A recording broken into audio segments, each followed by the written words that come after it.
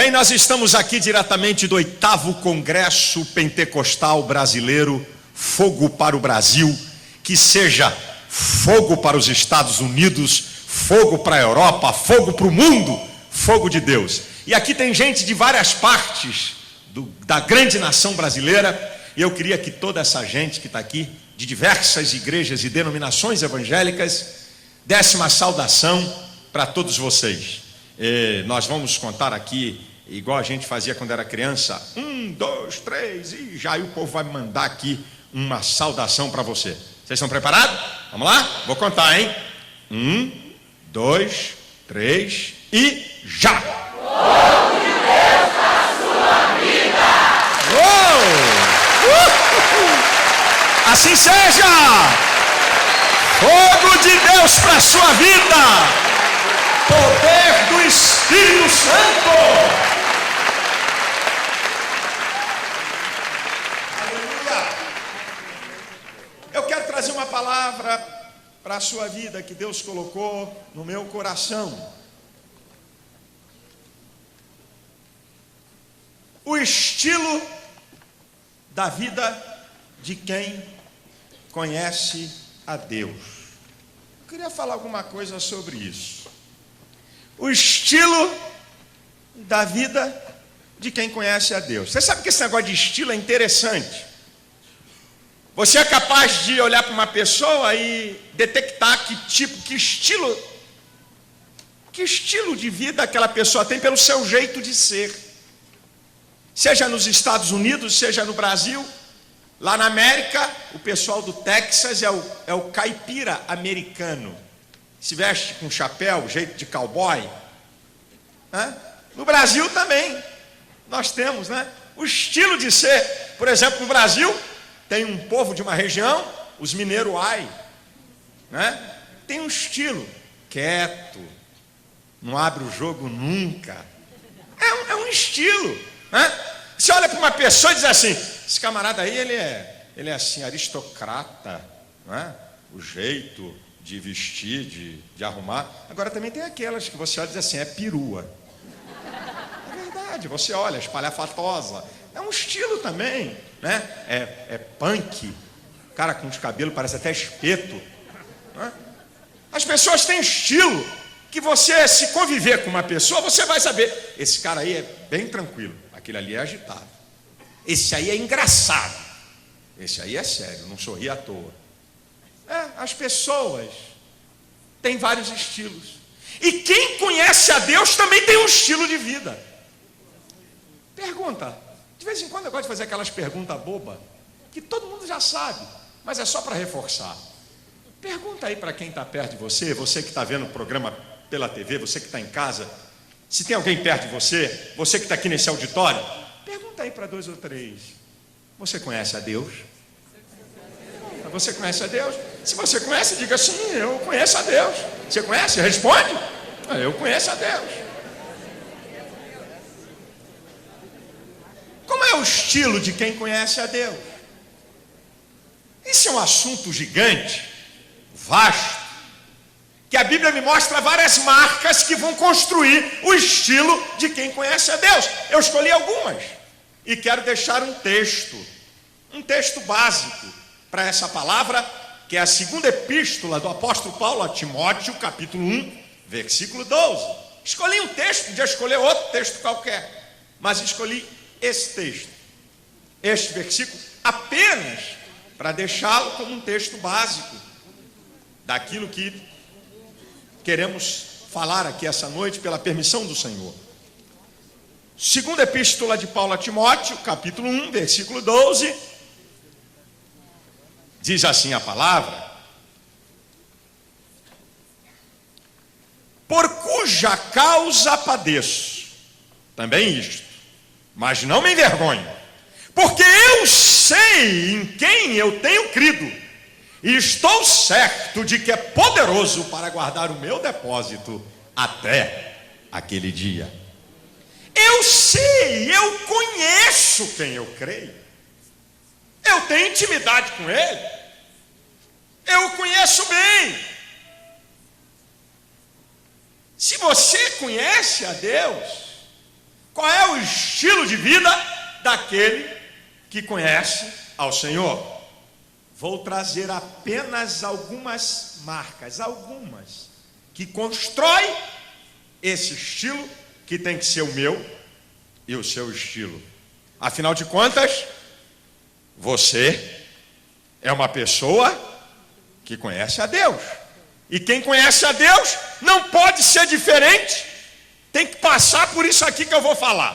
Primeiro, quem conhece a Deus não tem vergonha da sua fé. Ah, pastor, o senhor me leva mal hoje, seja no Brasil ou nos Estados Unidos,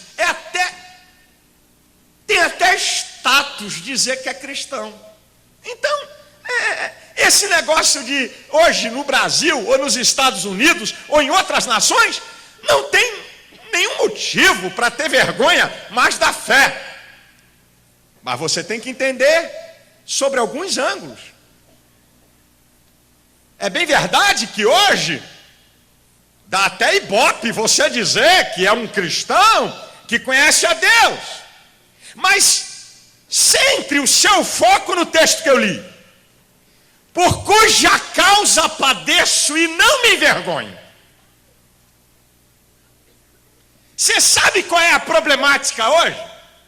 A problemática hoje é que a maioria dos cristãos, ele não tem mais vergonha de dizer, olha, eu creio em Deus, eu sou de Cristo. Não, esse não é mais um problema. Essa zombaria já ficou para trás. Mas tem um outro problema que está dentro desse contexto. Sabe qual é?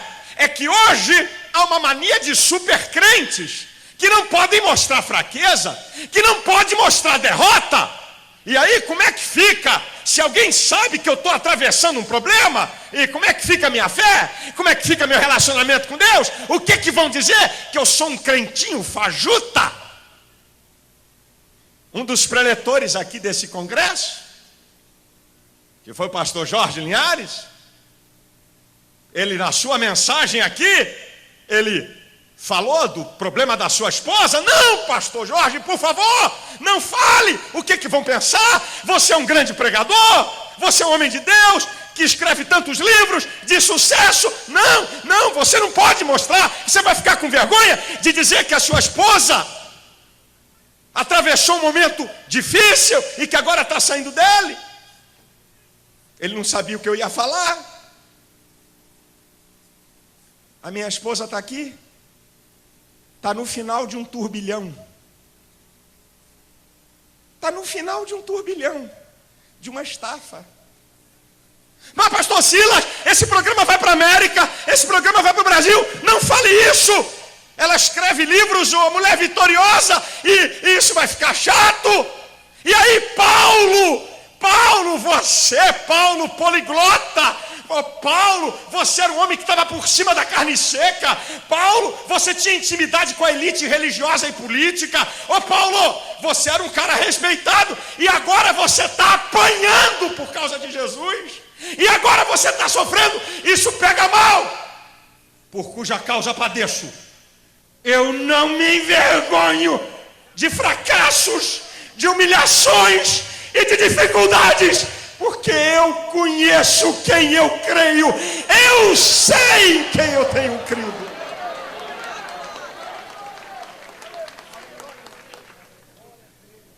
Nós estamos vivendo esse momento que ninguém pode mostrar fraqueza, que tem que mostrar que é super-herói, que tem que mostrar que é muito poderoso.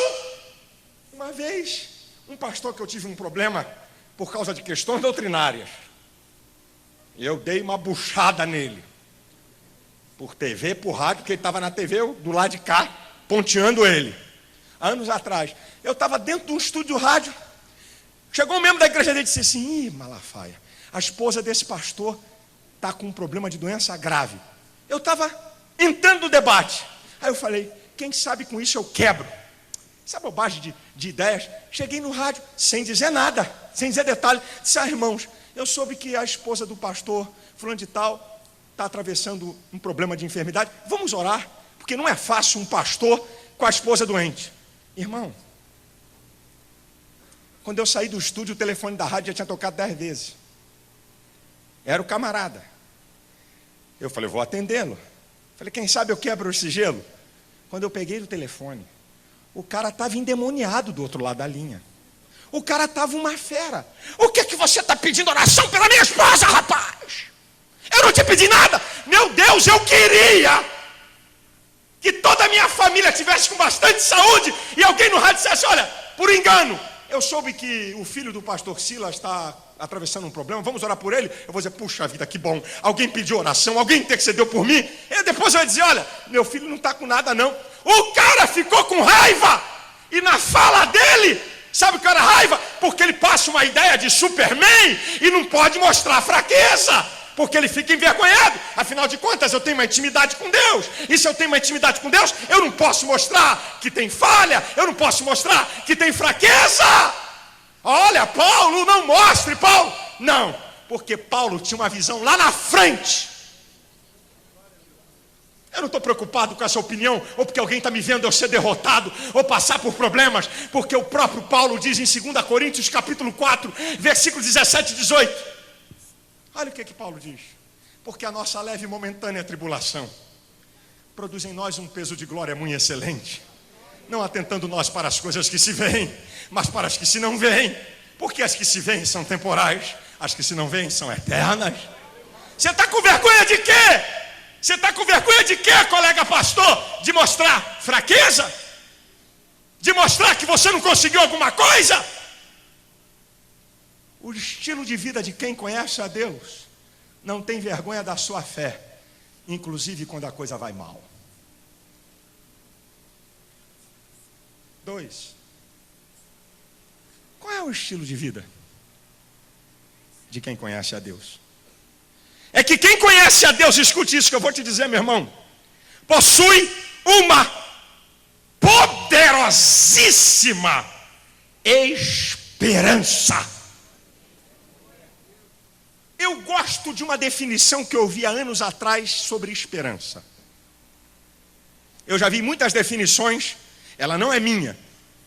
Eu li há muito tempo, já tentei querer me lembrar do livro onde eu li. Não consegui me lembrar, tem tanto tempo. E o autor definiu esperança: a perseverante confiança no futuro. Eu gostei dessa definição. O que é esperança? A perseverante confiança no futuro. Ter esperança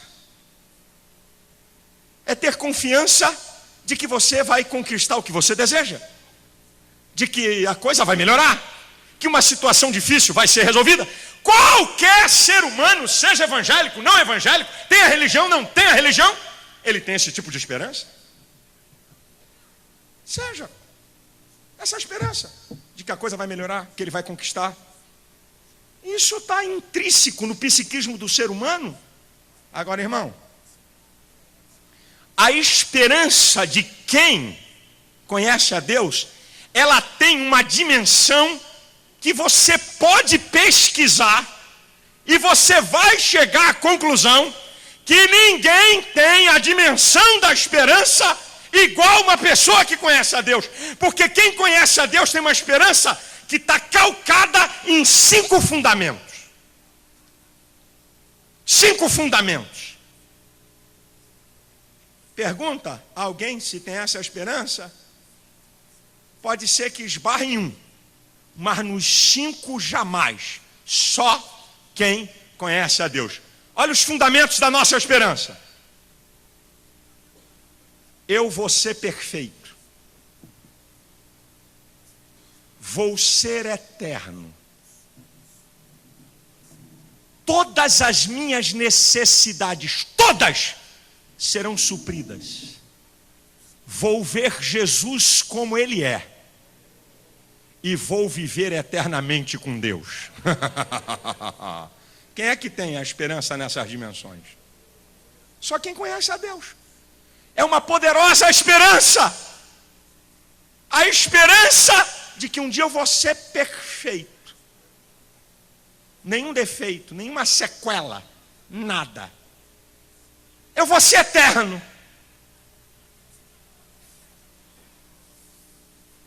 ver Jesus como Ele é. Eu vou viver eternamente com Deus. Agora, pastor, como é que é possível? Como é que é possível ter uma esperança dessa? Porque talvez algum amigo que está vendo esse programa diz, eu não consigo ter essa esperança, porque para mim, morreu, acabou tudo, e para mim não dá nem para ter esperança na manhã, aqui nessa terra. Como é que vocês podem ter esperança de que vai ser perfeito, de que vai ser eterno, que todas as suas necessidades, todas serão supridas, que o Senhor vai ver Jesus como Ele é, e vai viver eternamente com Deus? Como é que pode isso? Pedro explica. 1 Pedro capítulo 1, versículo 3, ele diz assim: bendito seja o Deus e Pai de nosso Senhor Jesus Cristo, que segundo a sua grande misericórdia, nos gerou para uma viva esperança, pela ressurreição de Cristo dentre os mortos, para uma herança incorruptível e incontaminável, que não se pode murchar, dada nos céus vós. Foi por causa da ressurreição da vida de Cristo que transformou a nossa vida e nos deu essa esperança. Mas pastor, eu quero mais um motivo. Por favor, tá bom, foi lá por causa de Jesus, ok. Mas alguma outra coisa? Como é que você pode ter uma esperança tão poderosa dessa, irmão?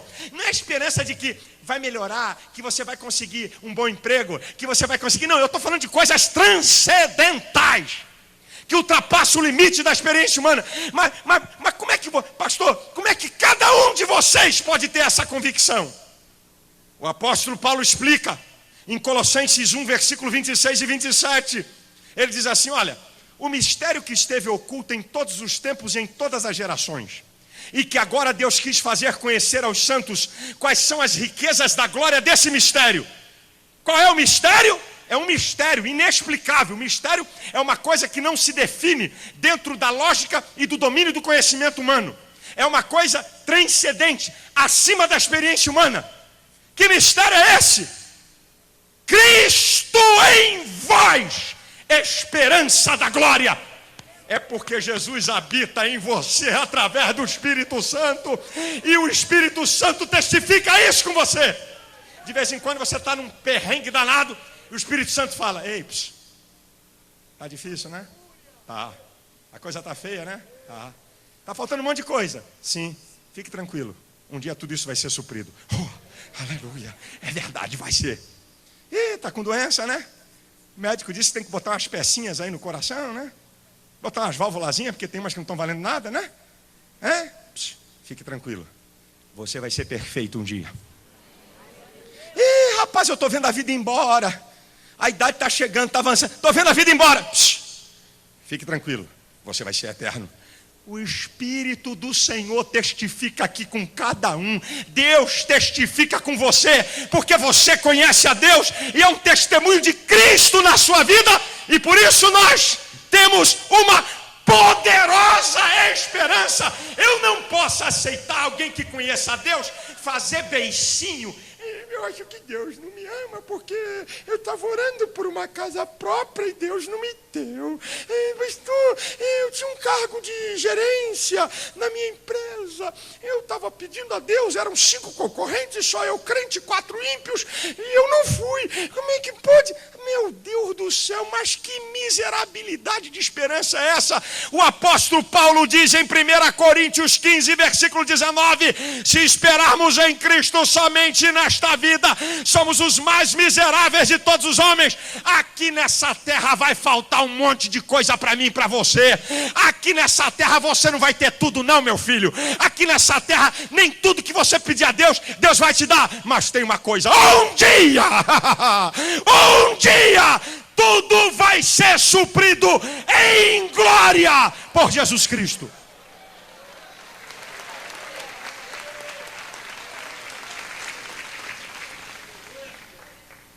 Qual é o estilo de vida daquele que conhece a Deus? É esse o estilo.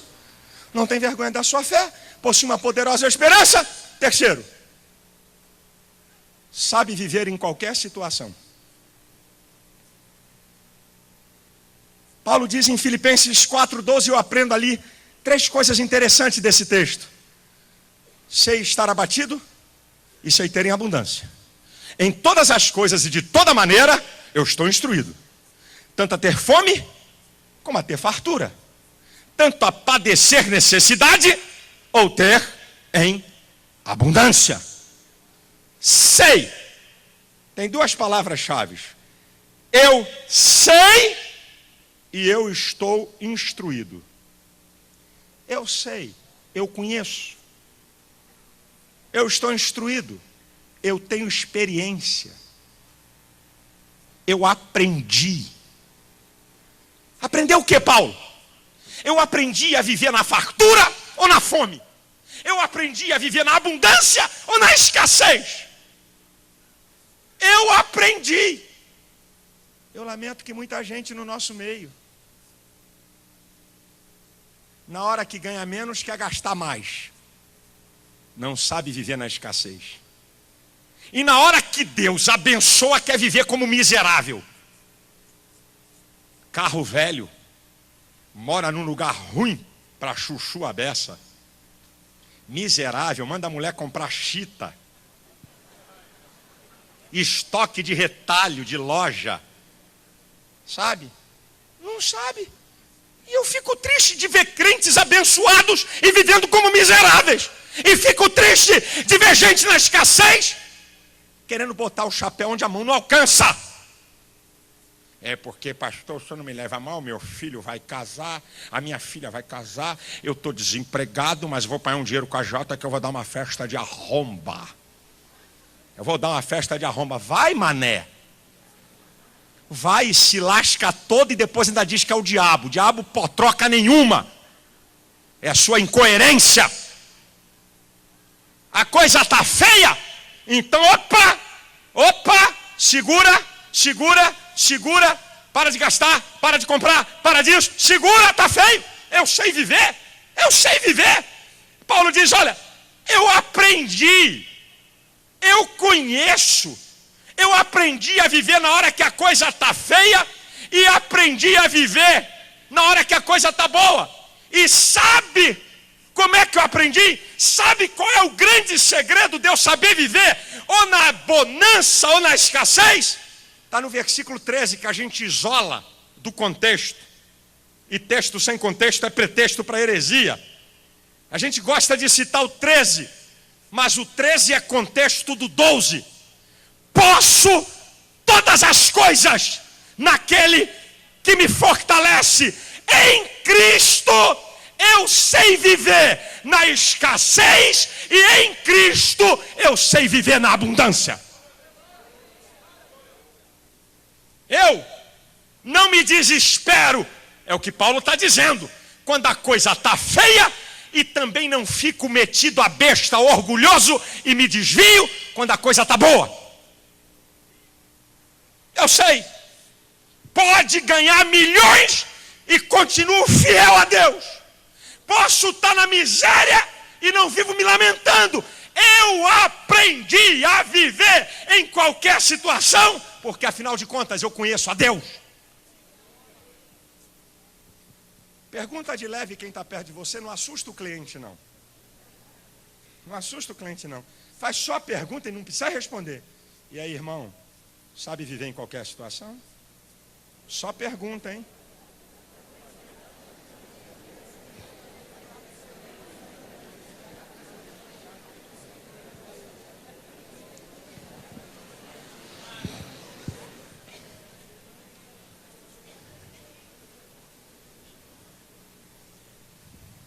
Irmãos, é incrível esse negócio que a gente diz que saber viver no aperto é fácil.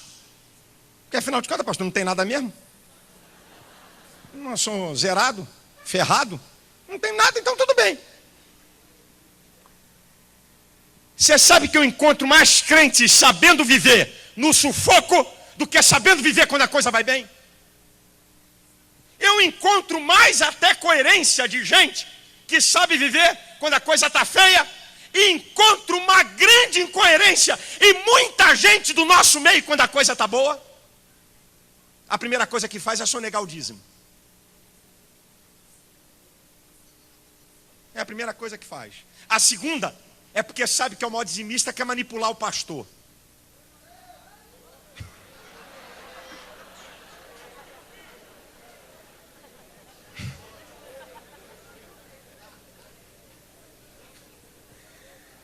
Já um pastor se manifestou aqui. Sabe? Primeiro, dá 3%, sabe que o dízimo dele é o maior, engana a Deus, engana a si próprio. Eu dou 3%, o que dá mais perto dá 1/4 do que eu dou, já está bom a beça. E eu acho engraçado, ó, Deus está mandando eu dizer, eu não vou levar nada de volta para o Rio de Janeiro, nem para nenhum outro lugar que Deus mandou dizer aqui. Sabe, eu não posso levar de volta, que vai ficar ruim. Deus diz, meu filho, eu mandei tu falar, tu ficou com medinho?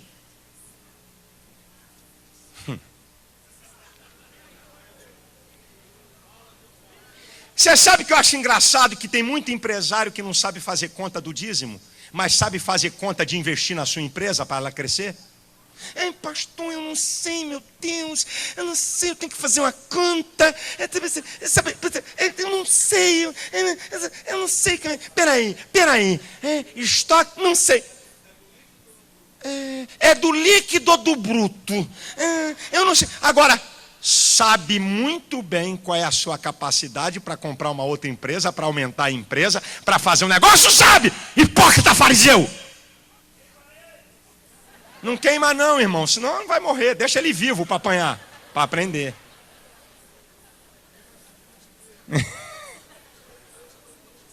Não sabe viver na abundância.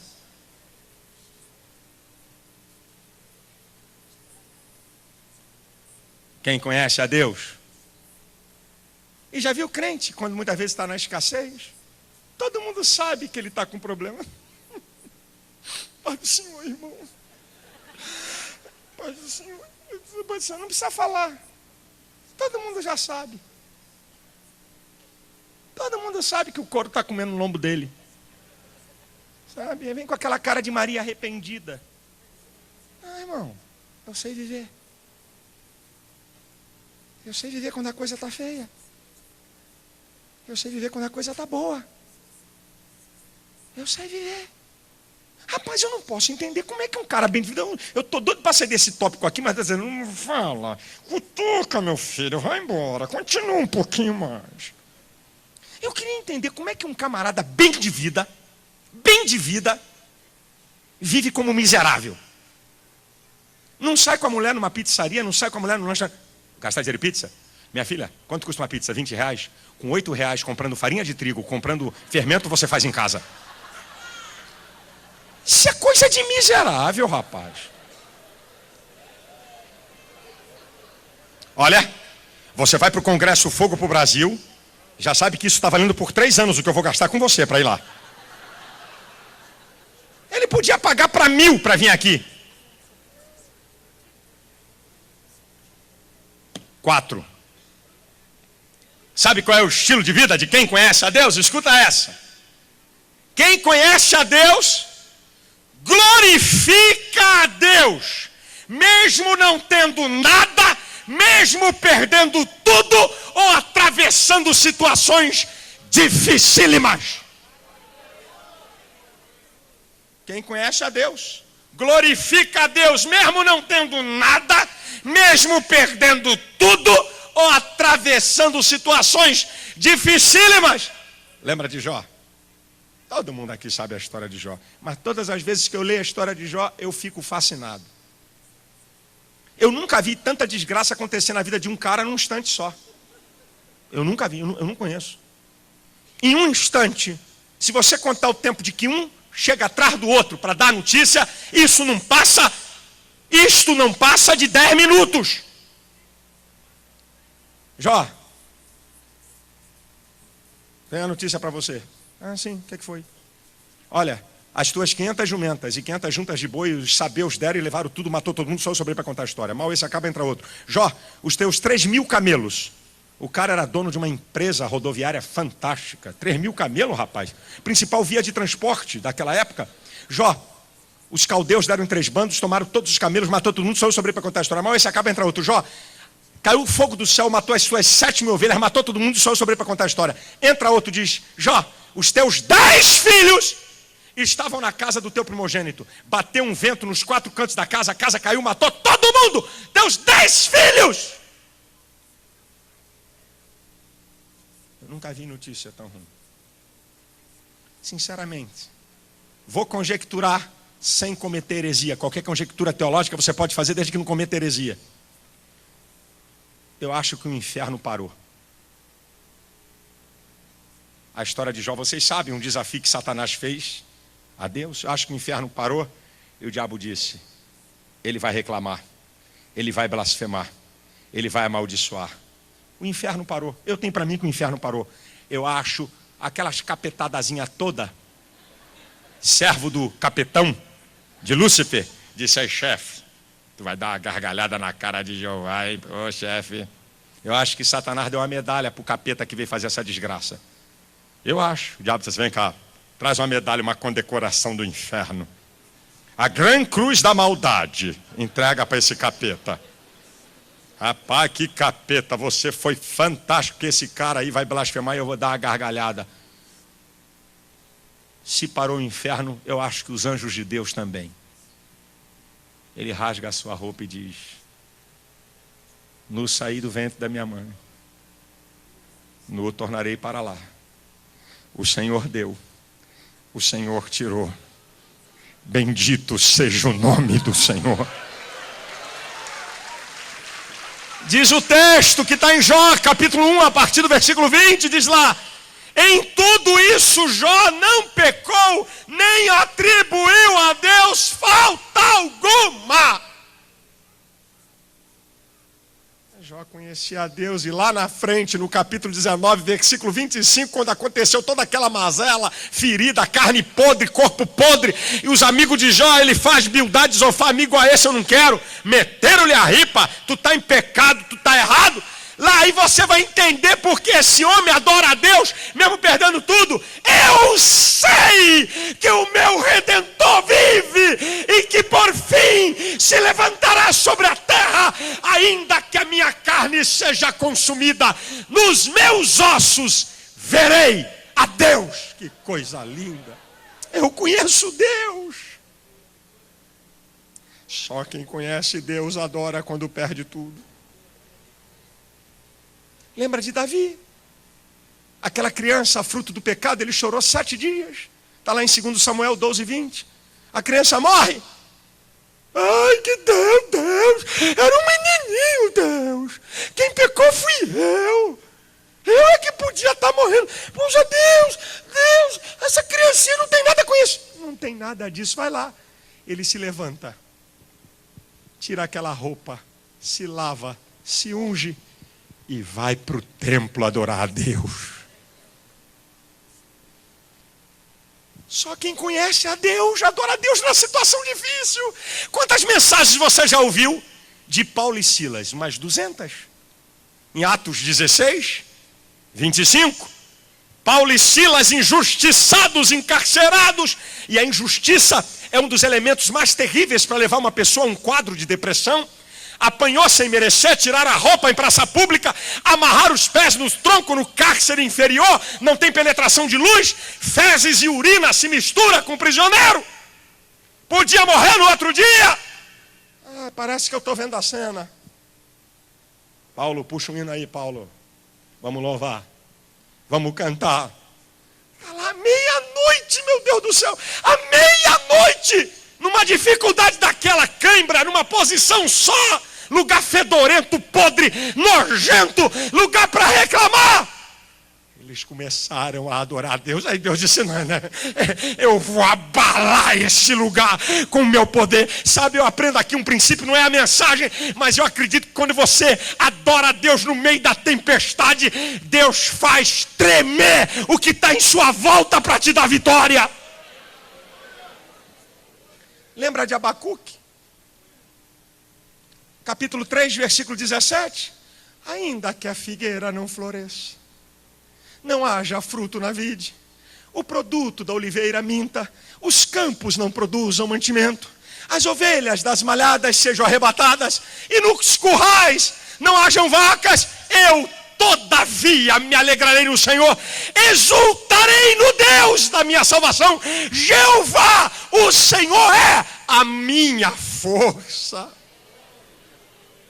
Sabe, irmãos, quem não conhece a Deus perdendo alguma coisinha,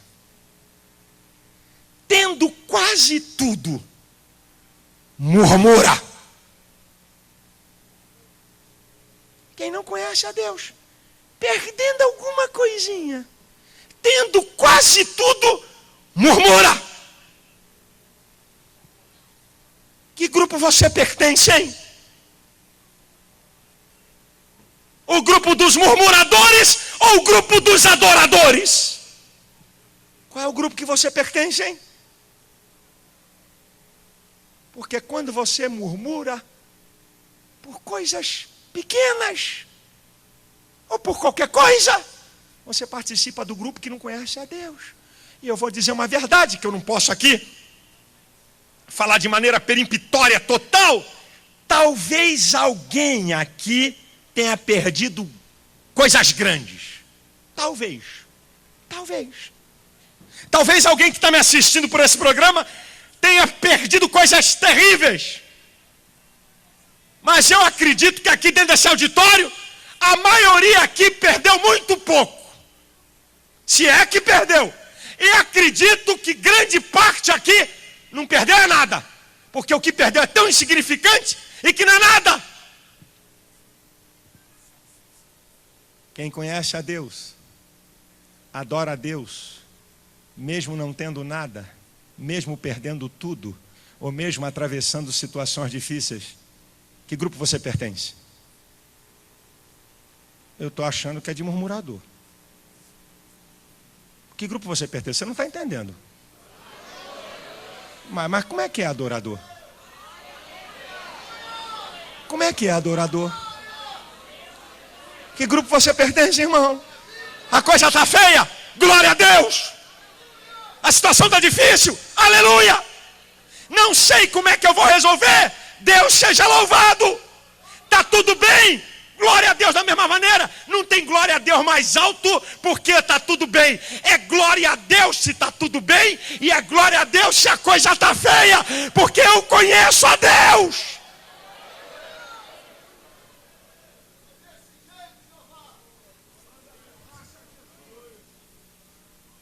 Você conhece a Deus? Você conhece a Deus, irmão? Você está reclamando de quê? Você não conhece a Deus? Se você conhece a Deus, rapaz, o que tu está chorando aí? O que é, filha? Dá glória a Deus.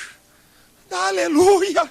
Louva a Deus. Adora a Deus. Agradeça a Deus. Exalte a Deus. Eu conheço.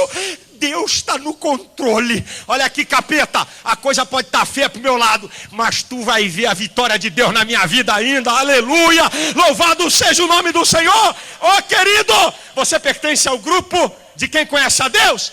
Adore a Deus. Abra a tua boca e adore a Deus, meu irmão. Adore a Deus. Você está em casa, você é daquele que conhece a Deus, adore a Deus. Abra a tua boca, louve ao Senhor. Dê graças a Deus. Oh, amado, aleluia. Louvado seja o nome do Senhor para sempre.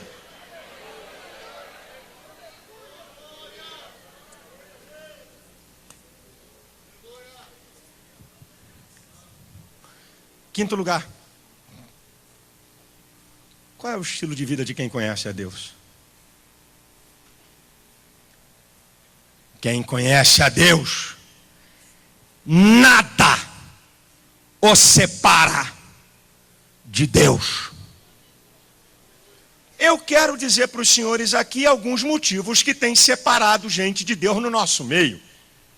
A bem da verdade, com todo respeito, não são motivos, são desculpas. Mas eu estava analisando em minha casa, quando eu estava preparando essa palavra, e por que muita gente no meio da igreja, no meio do povo de Deus, gente que conhece a Deus, se afasta de Deus. Vamos aos motivos? Eu estava fazendo uma lista na minha mente. Quando nasci, meu pai já era crente há uns 20 e tantos anos, quando eu nasci. Então eu nasci na igreja. E comecei a pensar sobre pessoas que se afastam de Deus. Porque quem conhece a Deus, nada os separa. E eu comecei a analisar, porque gente no meio da igreja, e eu sei que o Espírito Santo colocou gente aí para ligar a TV, que está fora da igreja e tem apresentado essas desculpas. Alguma delas você está dentro. Olha as desculpas. Contenda entre irmãos. Os camaradas brigam e Deus paga o pato. Você já viu isso? Os caras brigam. Eu vou sair daqui, eu não fico mais aqui, eu não quero saber de Deus. O que Deus tem a ver com a tua briga com teu irmão? Segundo motivo. Perda de posição. Porque eu era o coordenador, eu era o carimbador-chefe da igreja. Pastor, há 20 anos que eu estava na chefia, há 20 anos que eu dirigi o coral, há 20 anos que eu era o superintendente da escola dominical, há 20 anos que eu era o coordenador dos jovens, há 20 anos que eu dirigi essa classe, há 20 anos que eu era o tesoureiro, não quero mais saber, vou embora. O terceiro motivo ele é engraçado, mas eu explico. Sabe por que tem gente que se afasta de Deus? Excesso de bênçãos. Tá, não, pastor, aí não, aí isso é brincadeira. Sim. Gente que se afasta de Deus por excesso de bênçãos. Pastor, eu quero informar, pastor, o senhor não me leve a mal. Olha, eu vou mandar meu dízimo pela internet, porque eu não tenho mais tempo de ir na igreja, então eu tenho negócios e tenho que fazer um negócio aqui, vou ganhar milhões. Eu não tenho, pastor, se não me leve a mal, meu dízimo vai pela internet. Eu não tenho 2 horas no culto. Oh, meu Deus, se eu fizer a conta, quanto eu ganho por minuto, excesso de bênção. É tanta bênção que ele se afasta de Deus. A gente pode fazer uma oraçãozinha por você aqui hoje. Tira, Senhor, tira, limpa ele. Deixa ele gemendo, duro, teso, leso, que aí fica lindo. Tudo certo, tá aqui, eu te amo. Agora me ama, filho. Excesso de bênção. O camarada é tão abençoado que se afasta de Deus. Parece brincadeira o que eu estou falando, mas é verdade. Eu já vi pé rapado, mané dentro da igreja, zerado, se converteu, foi transformado, foi liberto. Deus abriu a porta, começou a crescer, e começou a crescer, e começou a crescer, e na medida do crescimento dele, ele se afastou de Deus. Conheço um lá da tua igreja, hein, Jorge? Lembra, né, Jorge? Conheço gente que andava de carro importado, mas não é carro importado de meia dúzia de tostão, não. É carro importado de 500 milhas. E que hoje está andando é de Fiat 147. Não tem nada contra o Fiat 147. Quero deixar bem claro aqui. Excesso de bênção. O que tem afastado gente de Deus? Ou as duas coisas juntas que eu vou falar, uma delas. Estilo do pastor, estilo da igreja, ou os dois? Pastor, muita gritaria nessa igreja, muita gritaria, muito berro. Então vai para uma igreja que não grita, meu filho. Isso aqui parece até túmulos. Isso é uma igreja de túmulos. Eu gosto de movimento. Eu gosto de fogo. Eu gosto de poder. Reteté e repleplé. E todos os ré que você imaginar. Então vai para uma igreja dessa, meu amado.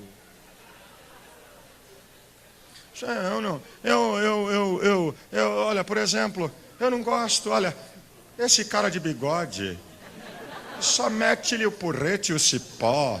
O sogro dele não, o sogro dele é um anjo, calminho, gente muito boa, um camarada tranquilo, mas aquele genro dele, não, eu não aguento, ele vem e lepute, lepute, lepute. Eu tô aqui para apanhar, eu já tô tão velho e ficar apanhando igual a burro velho. Então vai para outra igreja, meu chapa.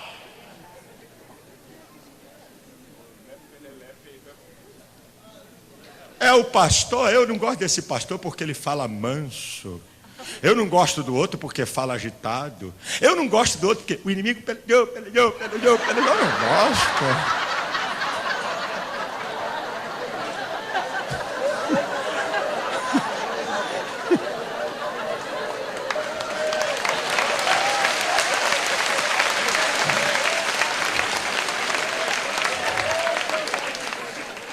Sabe, mas eu gosto. Eu gosto daquele outro. Aquele outro, assim, aeroporto de mosquito. Sabe, aquele já é um cara, sabe? Eu gosto dele. Eu gosto, sabe? Dele eu gosto. Não, irmão, isso tudo é conversa para boi dormir. E eu não sou boi. Agora escuta a última desculpa porque as pessoas se afastam de Deus. Essa então é incrível. As pessoas se afastam de Deus por causa de briga entre irmãos. A pessoa se afasta de Deus por perda de posição. As pessoas se afastam de Deus por excesso de bênçãos. As pessoas se afastam de Deus porque não gosta do pastor, não gosta do estilo da igreja, ou as duas coisas juntas. E essa última. Pastor, eu me afastei por causa dele. De quem? Desse aí que o senhor está falando. Mas quem, meu filho? Por causa dele. Eu me afastei por causa dele. Mas quem? Mas por que é dele? Eu não queria falar, o senhor está forçando a barra.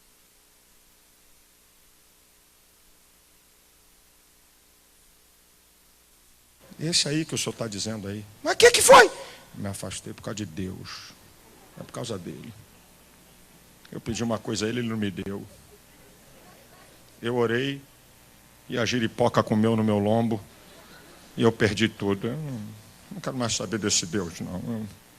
Até por causa de Deus, do próprio Deus, as pessoas se afastam. Já viu crente fazer beicinho?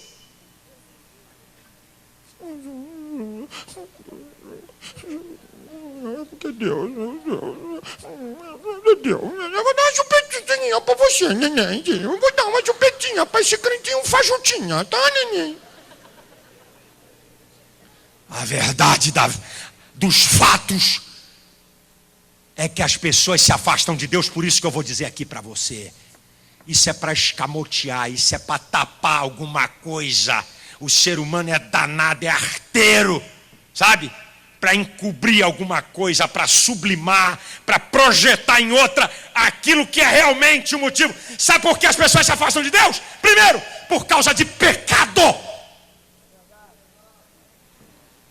Lamentações, capítulo 3, versículo 39 diz: do que se queixa o homem a não ser dos seus próprios pecados? Pecado, isso é conversa afiada. Eu sei que Deus está dizendo ao meu coração, para alguém que está me vendo aqui: você está afastado de Deus, está me vendo por esse programa. Não é por causa disso que eu falei, não. É que você tem pecado enrustido aí, que ninguém sabe, coisa secreta. E você está querendo arrumar uma desculpa para a tua iniquidade. Sabe por que as pessoas se afastam de Deus? Vida superficial. E o que é superficial é fácil de ser removido. Não tem consistência, não tem profundidade. E qualquer coisa, crente superficial, que não conhece a Deus, que não tem intimidade com Deus, que não ora a Deus, que não lê a sua palavra, vive só na bendita caixinha de promessa, na quiromancia evangélica. Como é que Deus vai falar para mim sair, para mim voltar, para dormir, para não dormir? E vive uma vida cristã superficial, atrás de profetada, revelamento e visagem. E aí se afasta de Deus. E vem para cá dizer que é o pastor, que é a igreja, que é o irmão. Conversa afiada, é vida cristã superficial. Tem um monte de gente dentro da igreja assim, vivendo uma vida cristã superficial, um evangelho light, soft, sei lá o quê. E qualquer ventinho, qualquer problema, ele fica escandalizado e ele se afasta de Deus. Sabe por que tem gente se afastando de Deus? Amor ao mundo. Paulo diz lá em 2 Timóteo 4,10: Demas me abandonou, amando o presente e o mundo. Tiago 4,4, qualquer que se constitui amigo do mundo, constitui-se inimigo de Deus.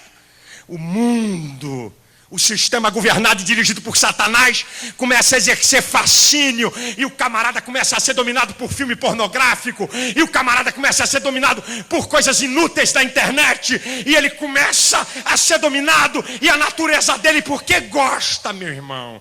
Vamos parar com essa hipocrisia. O mundo não tem nada para nós. Você está enganado.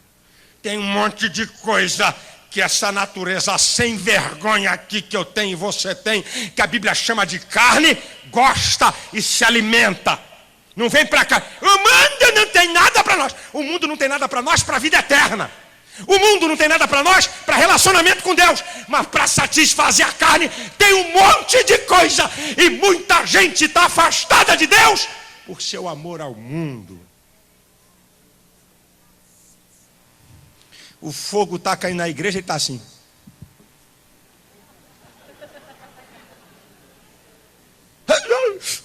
Aleluia. O fogo está caindo, ele está metendo a ripa no pastor e na igreja do lado de fora. Botando um monte de defeito, um monte de coisa. Você quer arrumar defeito? É fácil. Porque a igreja é feita por homem. Não é feita por anjo. Quer? Convive comigo um mês que você vai descobrir um monte de defeito que eu tenho. Porque a televisão, essa potroca aqui, tem a capacidade de fazer mito. E alguém olha para mim e pensa que eu sou perfeito. Que eu sou... Esse cara não é, isso não é 10 não, isso é 1001.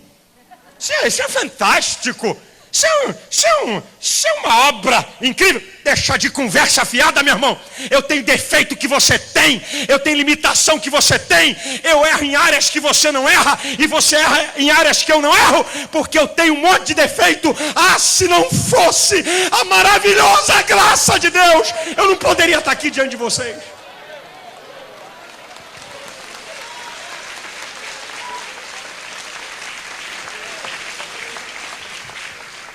Sabe por que tem gente se afastando de Deus?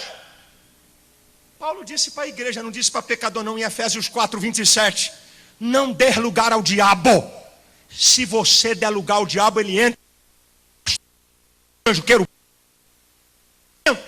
Não tem demonstração